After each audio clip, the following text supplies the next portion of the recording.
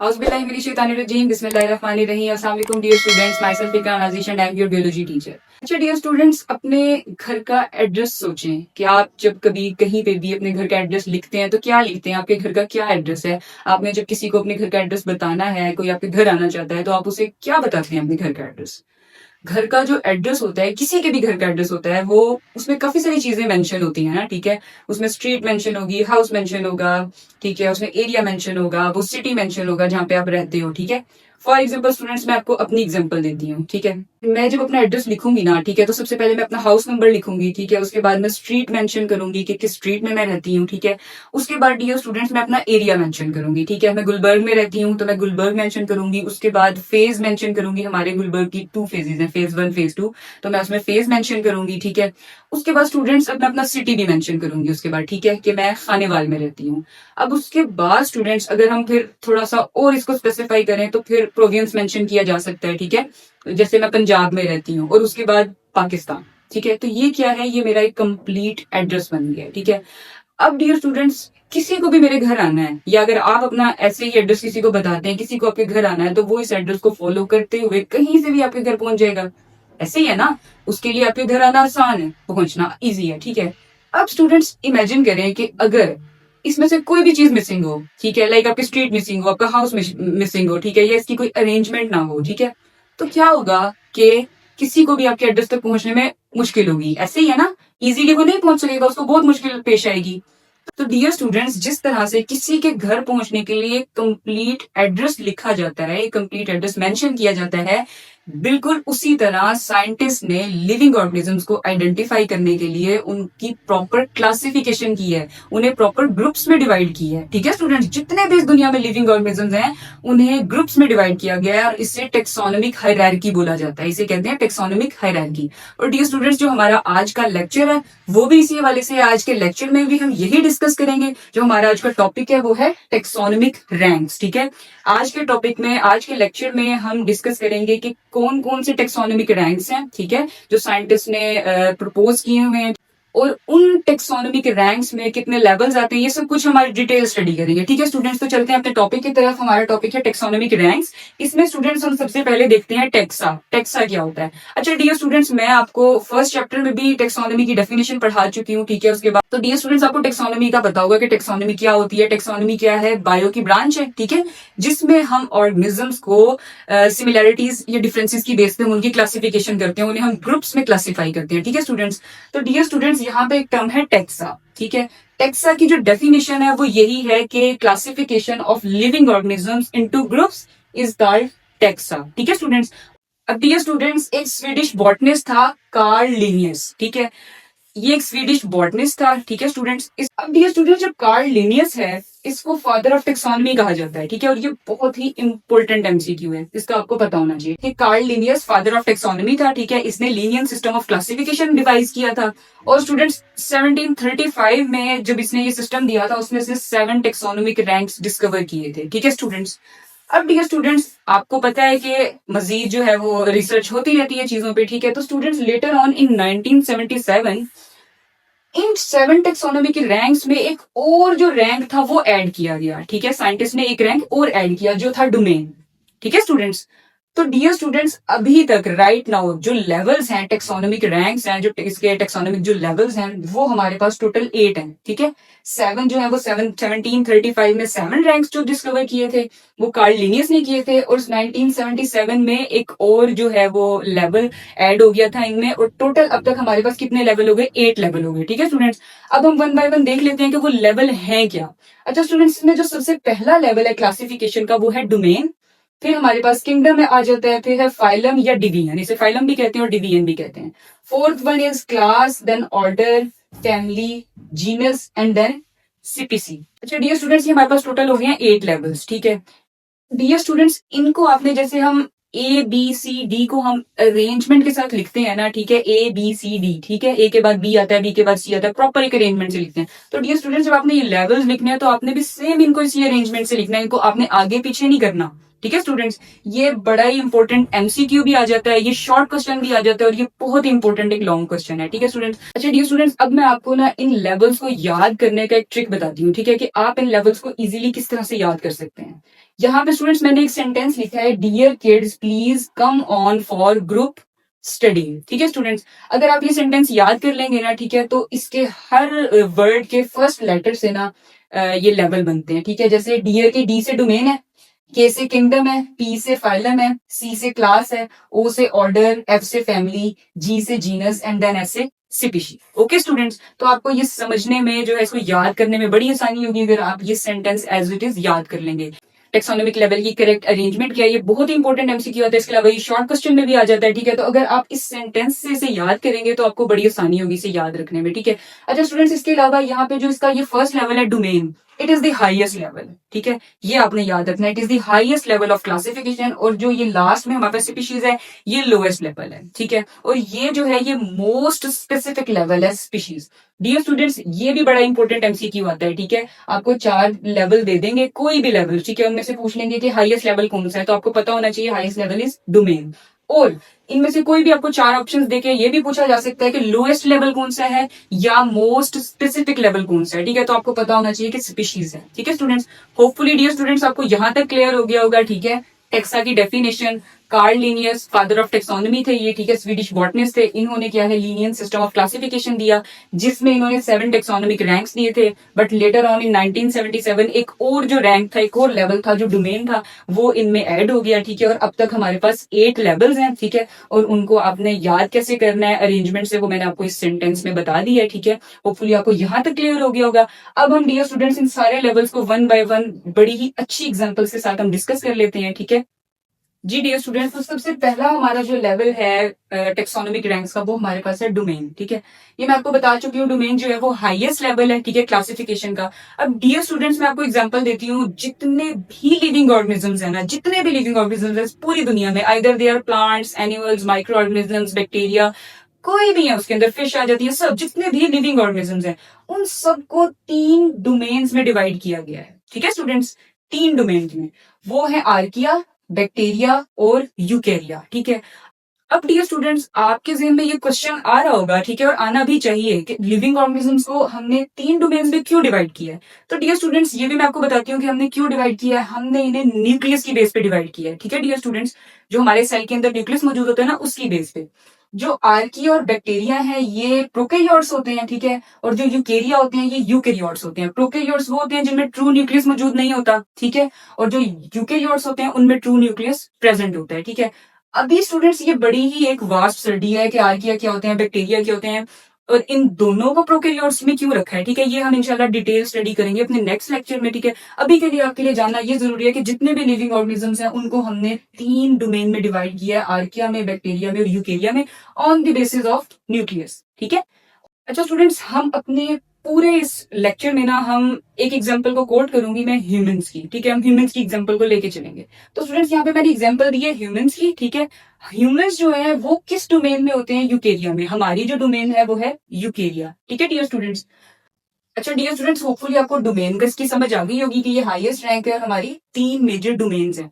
अब dear students, second जो level है दैट इज किंगडम। ठीक है, किंगडम जो है ये लार्ज ग्रुप है अंडर द डोमेन। ठीक है, अब स्टूडेंट्स 3 डोमेन्स थी, हर डोमेन को फर्दर किंगडम में डिवाइड किया गया। ठीक है, आर्किया को भी किंगडम में डिवाइड किया गया, बैक्टीरिया को भी और यूकेरिया को भी। ठीक है डियर स्टूडेंट्स, जो आर्किया थे इनको किंगडम आर्किया बैक्टीरिया में डिवाइड किया गया आगे, और जो बैक्टीरिया थे इनको किंगडम यू बैक्टीरिया में डिवाइड किया गया, और जो यूकेरिया थे, जो हमारी डोमेन है, ह्यूमंस की डोमेन है, ठीक है, यूकेरिया को आगे मजीद 4 किंगडम्स में डिवाइड किया गया। ठीक है, किंगडम एनिमेलिया में, प्लांटी, फंजाई और प्रोटिस्टा में। ठीक है, क्योंकि स्टूडेंट्स यूकेरिया में ये सारे ऑर्गेनिजम्स मौजूद थे। ठीक है, तो इनको फर्दर डिवाइड किया गया। अब आप ये देखेंगे कि ये चारों ऑर्गेनिजम्स क्या हैं, यूकेरिया डोमेन में इनकी, और ये क्या है, यूकेरियोट्स हैं। ठीक है स्टूडेंट्स, लेकिन जो एनिमल है, प्लांटी है और फंजाई है, ये जो तीनों हैं, ये हैं हमारे पास मल्टी सेलुलर यूकेरियोट्स। ठीक है, मल्टी सेलुलर, जो एक से ज्यादा सेल से मिलकर बने हैं, और तीनों यूकेरियोट्स हैं। ठीक है, और जो प्रोटिस्ट है हमारे पास, ये जो प्रोटिस्टा किंगडम है, इसमें जो प्रोटिस्ट हैं वो हैं यूनिसेलुलर यूकेरियोट्स। ठीक है स्टूडेंट्स, इन बेसिस की वजह से इन्हें डिफरेंट किंगडम्स में डिवाइड किया गया आगे। अब आप स्टूडेंट्स ये सोच रहे होंगे कि फंजाई, एनिमेलिया और प्लांटी को इन तीनों को डिफरेंट किंगडम में क्यों रखा गया? तीनों मल्टी सेलुलर यूकेरियोट्स थे। तो स्टूडेंट्स इसका भी मैं आपको आंसर देती हूँ कि जो एनिमल्स हैं ये हेट्रोट्रॉफ्स होते हैं, ये अपनी फूड खुद प्रिपेयर नहीं कर सकते, ठीक है।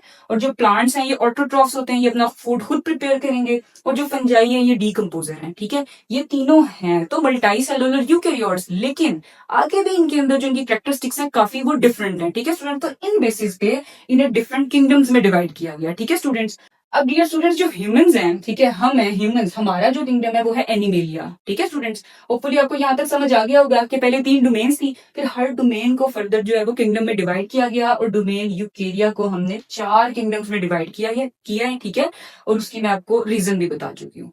अब डियर होपफुली स्टूडेंट्स आपको किंगडम की समझ आ गई होगी, ठीक है। अब हम चलते हैं अपने थर्ड लेवल की तरफ। हमारा जो थर्ड लेवल है वो है फाइलम, और इसको हम डिवीजन भी कहते हैं, ठीक है स्टूडेंट। अब डियर स्टूडेंट्स ये जो हमारे पास किंगडम्स थे 4, इनमें भी ऐसे एनिमल्स थे, डिफरेंट एनिमल्स थे जिनकी डिफरेंट कैरेक्टरिस्टिक्स थी, ठीक है स्टूडेंट्स। तो स्टूडेंट्स उन कैरेक्टरिस्टिक्स के बेस पे हमने इन्हें आगे फाइलम्स में डिवाइड कर दिया, ठीक है स्टूडेंट्स। फाइलम में हम उन ऑर्गेनिजम्स को रखेंगे जिनका बॉडी स्ट्रक्चर सेम होता है, ठीक है, जिनका बॉडी स्ट्रक्चर सेम होता है उनको हम एक एक फाइलम में रख देंगे स्टूडेंट्स, ठीक है। अब फॉर एग्जांपल स्टूडेंट्स हमारे पास जो किंगडम एनिमेलिया था, इसमें 2 तरह के हमारे पास ऑर्गेनिजम्स मौजूद थे। एक थे वर्टिब्रेट और दूसरे थे इनवर्टिब्रेट्स। दोनों का किंगडम तो एक ही था, ठीक है, लेकिन वो दोनों डिफरेंट थे। वर्टिब्रेट्स में बैकबोन होती है, ठीक है, और जो इनवर्टिब्रेट्स होते हैं उनमें बैकबोन नहीं होती। तो हमने बॉडी स्ट्रक्चर की बेस पे उन्हें आगे फाइलम में डिवाइड कर दिया, ठीक है, डिफरेंट फाइलम्स में डिवाइड कर दिया। यहाँ पे तो स्टूडेंट्स मैं आपको सिर्फ कुछ ही एग्जांपल्स दे रही हूँ, ठीक है, सिर्फ आपको समझाने के लिए, ये सिर्फ आपकी अंडरस्टैंडिंग क्लियर करने के लिए। वैसे किंगडम से बेशुमार फाइलम्स में डिवाइड किया जाता है ऑर्गेनिजम्स को, ठीक है स्टूडेंट्स। तो डियर स्टूडेंट्स जो एनिमेलिया था फॉर एग्जांपल, उसमें 2 तरह के ऑर्गेनिजम्स थे, वर्टिब्रेट्स थे और इनवर्टिब्रेट्स थे, ठीक है। तो जो वर्टिब्रेट्स थे उनमें बैकबोन होती है, उन्हें हमने फाइलम कॉर्डेटा में रखा, जितने भी वर्टिब्रेट्स थे, ठीक है। और जो इनवर्टिब्रेट्स थे उनमें बैकबोन नहीं होती, ठीक है, उन्हें हमने किस में रख दिया? आर्थ्रोपोडा में रख दिया, ठीक है स्टूडेंट्स। ये फाइलम कॉर्डेटा हो गया, ये फाइलम आर्थ्रोपोडा हो गया। अब इसकी मैं एग्जांपल देती हूँ। जो ह्यूमंस होते हैं ना, हमारे अंदर बैकबोन होती है, हमारा फाइलम कॉर्डेटा होगा, ठीक है। इसके अलावा जो हाउस फ्लाई होती है, जो ये मक्खी होती है, ठीक है, उसके अंदर बैकबोन नहीं होती, आपको पता है वो इनवर्टिब्रेट है, तो उनका फाइलम क्या होगा? Arthropoda. Okay dear students, hopefully आपको यहाँ तक क्लियर हो गया होगा। मैं आपको ना पीछे से सारा रिवाइज भी करती जाती हूँ ताकि आपको जो है क्लियर होती जाए चीजें। सबसे पहले हमारे पास 3 डोमेन थी, उसके बाद हमने हर डोमेन को किंगडम में डिवाइड कर दिया। फिर हमने हर किंगडम में भी देखा कि डिफरेंट ऑर्गेनिजम्स हैं, उनका बॉडी स्ट्रक्चर डिफरेंट है, तो हमने उस बॉडी स्ट्रक्चर की बेस पे हमने उनको डिफरेंट फाइलम्स में डिवाइड कर दिया। ओके डियर स्टूडेंट्स, होपफुली आपको फाइलम तो क्लियर हो गया होगा, ठीक है। अब हम चलते हैं अपने नेक्स्ट टॉपिक जी। तो डियर स्टूडेंट्स जो हमारा नेक्स्ट लेवल है ऑफ टेक्सोनॉमिक रैंक्स वो है क्लास, ठीक है। फाइलम के बाद आ जाती है हमारे पास क्लास। अब डियर स्टूडेंट्स हमने बॉडी स्ट्रक्चर की बेस पे वर्टिब्रेट और इनवर्टिब्रेट में डिवाइड कर दिया, ठीक है। अब आप देखें कि वर्टिब्रेट कितनी तरह के होते हैं, जो वर्टिब्रेट्स होते हैं।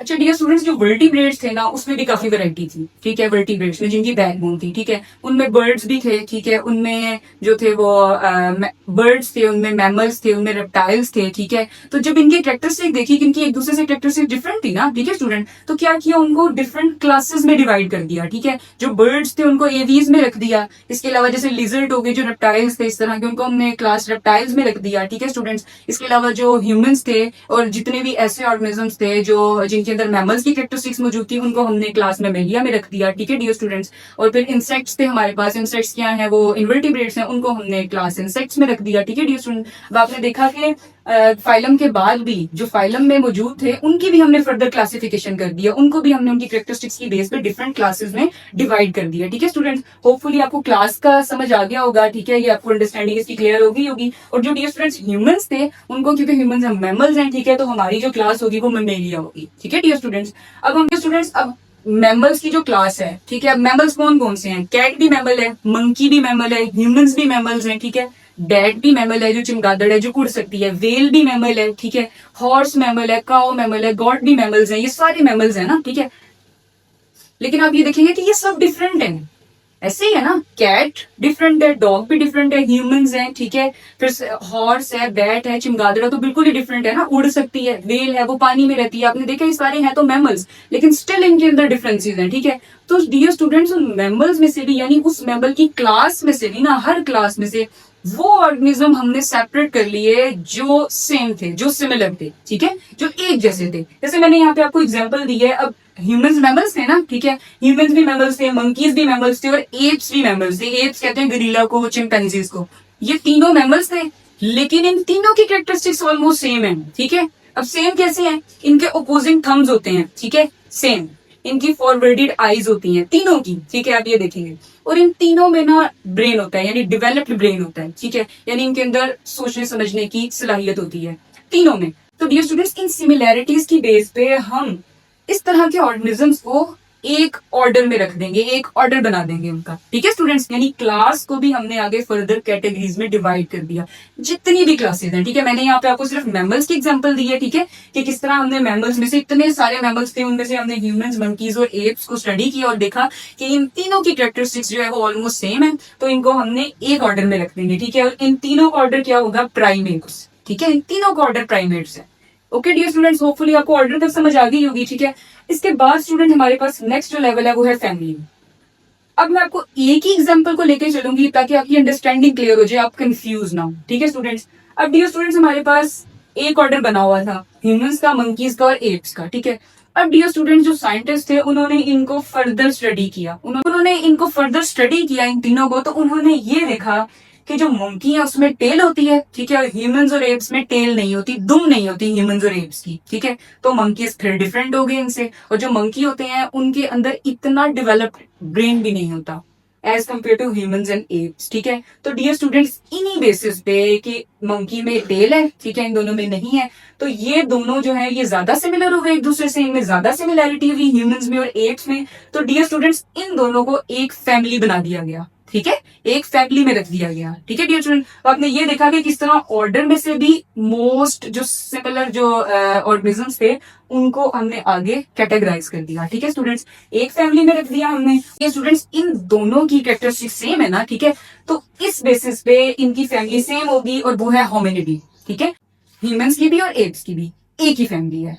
अच्छा डियर स्टूडेंट्स, होपफुली आपको ये समझ आ गया होगा फैमिली का कि किस तरह से क्लास थी, मैमल्स की क्लास बनी, ठीक है। तो मैमल्स काफी सारे थे, तो उनमें से भी हमने 3 मैमल्स ले लिए जो सेम थे, ठीक है, एक ऑर्डर बन गया, प्राइमेट्स इन तीनों का ऑर्डर बन गया। फिर हमने ये देखा कि इनमें से भी मंकी डिफरेंट है, ठीक है, ये दोनों सेम है। तो हमने क्या है, जो सेम थे, सिमिलर थे, ह्यूमंस और एप्स थे, उनको हमने एक फैमिली में रख दिया, ठीक है, और वो थी होमिनिडी। होपफुली आपको यहां तक क्लियर हो गया होगा। उसके बाद जो हमारे पास 7th रैंक है वो है जीनस, ठीक है स्टूडेंट्स। अब जो जीनस होता है वो रिलेटेड स्पीशीज का ग्रुप होता है, ठीक है, रिलेटेड स्पीशीज का। अब डियर स्टूडेंट्स, हमने इनमें से भी फर्दर कैटेगराइज कर दिया, ठीक है। अब जो एप्स थे, ठीक है, वो मिलते जुलते तो हैं, सिमिलर तो हैं ह्यूमन से, ठीक है, लेकिन डियर स्टूडेंट्स फिर भी इनमें बोलने की एबिलिटी नहीं होती है। जो एप्स होते हैं ये बोल नहीं सकते, ठीक है, और इनके अंदर डेवलप्ड ब्रेन तो होता है लेकिन हाईली डेवलप्ड नहीं होता। ये हमारी तरह बिल्कुल काम नहीं कर सकते, ये बिल्कुल हमारी तरह सेम नहीं है, ठीक है डियर स्टूडेंट्स। तो क्या होगा कि फिर हमने जीनस में, तो डियर स्टूडेंट्स हमने क्या किया, हमने इनको फर्दर डिवाइड कर दिया, ठीक है। जब हमने इसकी फर्दर डिवीजन की तो हमने जीनस बना दिया, ठीक है। जीनस में जो एप्स थे उनका डिफरेंट जीनस होगा और जो ह्यूमंस होंगे उनका डिफरेंट जीनस होगा, ठीक है स्टूडेंट्स। तो यहाँ पे मैंने आपको बताया है ह्यूमंस का, ह्यूमन लाइक ऑर्गेनिजम्स का जीनस डिफरेंट होगा। जो है यहाँ पे ह्यूमंस का जो जीनस है वो है होमो, ठीक है डियर स्टूडेंट्स। होपफुली आपको जीनस का क्लियर हो गया होगा कि किस तरह हमने मजीद फैमिली में से भी ना जीनस बना दिए, एक फैमिली के डिफरेंट जीनस बना दिए, ठीक है स्टूडेंट्स। उसके बाद स्टूडेंट्स हम आ जाते हैं स्पीशीज की तरफ। ये हमारा लोएस्ट लेवल है क्लासिफिकेशन का और ये मोस्ट स्पेसिफिक लेवल है, ठीक है। मोस्ट स्पेसिफिक इसलिए है क्योंकि इसके अंदर एक ही तरह के ऑर्गेनिजम्स होंगे जो बिल्कुल सेम होंगे, जो आइडेंटिकल कॉपीज होंगे, एक दूसरे के सेम होंगे, ठीक है, सेम फीचर्स होंगे उनके अंदर बिल्कुल सेम। और इनके अंदर वो ऑर्गेनिजम्स आ जाते हैं that can interbreed and that can reproduce, ठीक है। एक दूसरे के साथ वो इंटरब्रीड कर सकते हैं, वो रिप्रोड्यूस कर सकते हैं, सेम होते हैं, आइडेंटिकल होते हैं, और ये मोस्ट स्पेसिफिक लेवल है स्पीशीज। तो डियर स्टूडेंट्स, इसमें फिर सिंपल ह्यूमंस आ जाएंगे और यहाँ पे ह्यूमंस का साइंटिफिक नेम लिखा होगा जो है होमो और है सेपियंस, ठीक है। होमो मैंने आपको बताया जीनस होगा और जो सेपियंस है वो स्पीशी नेम होगा। अब जो साइंटिफिक नेम होते हैं ये मैंने आपको लास्ट लेक्चर में भी पढ़ाया था, हर ऑर्गेनिज्म का एक साइंटिफिक नेम होता है, ठीक है, जिसको इंटरनेशनली उस ऑर्गेनिज्म को समझने में आसानी होती है, ठीक है डियर स्टूडेंट्स। तो जो फर्स्ट नेम होता है वो जीनस होता है, सेकंड नेम होता है स्पीशी होता है। जो फर्स्ट जीनस नेम होता है उसका जो फर्स्ट लेटर होता है वो कैपिटल होता है हमेशा, बाकी सारे लेटर स्मॉल होते हैं। सीपीसी का जो फर्स्ट लेटर होता है वो स्मॉल ही होता है। और इसको स्टूडेंट लिखने का भी एक तरीका होता है, या तो आप इसको इटैलिक लिखेंगे, ठीक है, थोड़ा सा टेढ़ा करके इटैलिक में, या फिर आपने इसको अंडरलाइन करना है, ठीक है। अगर आप ऐसे साइंटिफिक नेम को नहीं लिखेंगे तो वो आपका रॉन्ग हो जाएगा, ठीक है डियर स्टूडेंट्स। तो डियर स्टूडेंट्स, आपको यहां तक समझ आ गई स्पीशीज की, ठीक है, कि किस तरह से ये हमारा लास्ट लेवल था, लोएस्ट लेवल था क्लासिफिकेशन का। आपको समझ आई कि किस तरह से लिविंग ऑर्गेनिजम्स को क्लासिफाई किया जाता है, ग्रुप्स में डिवाइड किया जाता है। अच्छा डियर स्टूडेंट्स, ये जीनस और स्पीशी है ना, यहाँ पे मोस्टली स्टूडेंट्स कंफ्यूज हो जाते हैं। ये बहुत ही इंपॉर्टेंट शॉर्ट क्वेश्चन भी आ जाता है, इसमें डिफरेंस भी आ जाता है, इसमें एमसीक्यू भी आ जाता है, ठीक है। मैं यहाँ पे आपको ना एक एग्जाम्पल देती हूँ। अच्छा डियर स्टूडेंट्स, आईफोन का तो सबको पता होगा, ठीक है। जब हम डियर स्टूडेंट्स आईफोन की बात करेंगे ना, आईफोन इज द जीनस, ठीक है, आईफोन क्या है, जीनस है। लेकिन जब हम बात करेंगे आईफोन 12 प्रो मैक्स, ठीक है, अब हमने उसे स्पेसिफाई कर दिया, ठीक है। आईफोन 12 प्रो मैक्स, आईफोन था वो जीनस था, ठीक है, वो था मोबाइल। अब आईफोन तो कोई भी हो सकता है ना, लेकिन जब हम आईफोन 12 प्रो मैक्स की बात करेंगे ना, वो जो 12 प्रो मैक्स है ना, दैट इज द सीपीसी, ठीक है। यहाँ पे हमने उसे स्पेसिफिक कर दिया कि हमें पता लग जाएगा आईफोन 12 प्रो मैक्स की बात हो रही है, स्पेसिफिकली हम उस चीज की तरफ चले जाएंगे, ठीक है स्टूडेंट्स। तो आपको क्लियर हुआ है कि जीनस और सीपीसी क्या होती है। इसके अलावा एक और एग्जांपल दे देती हूँ मैं। हम फैमिली की बात करते हैं, ठीक है, जब फैमिली नेम की बात होगी ना, फैमिली नेम की, दैट इज द जीनस, ठीक है। लेकिन जब आपका नाम होगा, जब आपका नाम आएगा, दैट इज सीपीसी, आप, ठीक है। वो क्योंकि आप स्पेसिफिक हो गए उस फैमिली में, ठीक है, तो वो हो गया सीपीसी, मोर स्पेसिफिक लेवल हो गया, ठीक है डियर स्टूडेंट्स। होपफुली आपको इसकी समझ आ गई होगी। अच्छा डियर स्टूडेंट्स, यहाँ पे मैंने एक बड़ा ही इंपॉर्टेंट पॉइंट लिखा है, ये कंक्लूजन है इस पूरे इसका क्लासिफिकेशन का, टेक्सोनोमिक रैंक्स का, कि जैसे जैसे हम डाउनवर्ड मूव करते रहते हैं क्लासिफिकेशन में, ठीक है, डोमेन से हम स्पीशीज की तरफ आते रहते हैं, तो डियर स्टूडेंट्स जो सिमिलैरिटी होती है ना, वो इंक्रीज होती रहती है, ठीक है। सिमिलैरिटी इंक्रीज होती रहती है जैसे जैसे हम डाउनवर्ड आते जाते हैं, ठीक है। अच्छा डियर स्टूडेंट्स, मैं आपको ओवरव्यू दे देती हूँ कि आज के लेक्चर में हमने क्या क्या डिस्कस किया।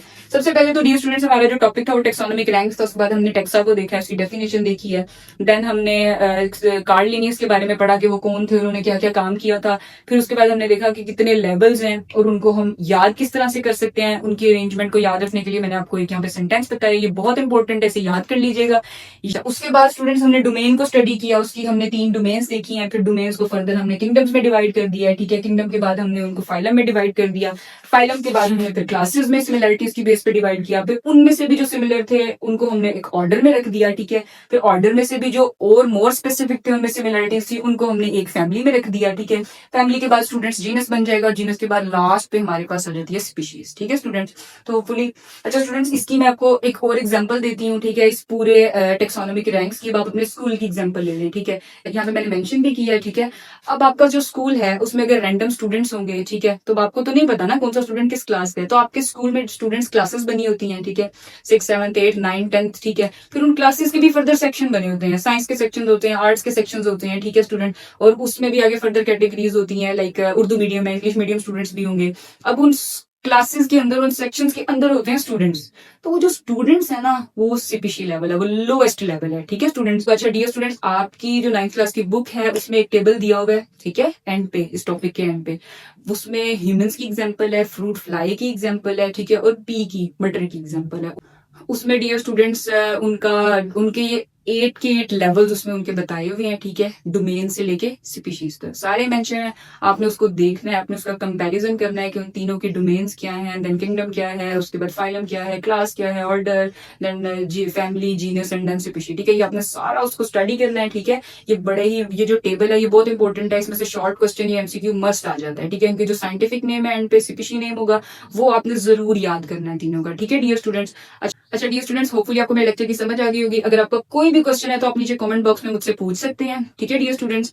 और अच्छा डियर स्टूडेंट्स, जैसे जैसे मैंने पॉइंट्स व्हाइट बोर्ड पे बनाए हैं, आप इनको नोट कर लीजिएगा अपने पास। अगर आप ऐसे ही एग्जाम में लिखेंगे, लॉन्ग क्वेश्चन अटेम्प्ट करेंगे, डिफरेंसेस, एमसीक्यूज, शॉर्ट क्वेश्चन, तो इंशाल्लाह आप मैक्सिमम मार्क्स अचीव करेंगे अपने एग्जाम में। और डियर स्टूडेंट्स, मेरे ऐसे ही इन्फॉर्मेटिव एंड इंटरेस्टिंग लेक्चर्स के लिए मेरे चैनल को लाइक करें, फॉलो करें, सब्सक्राइब करें। Thank you so much. Allah Hafiz.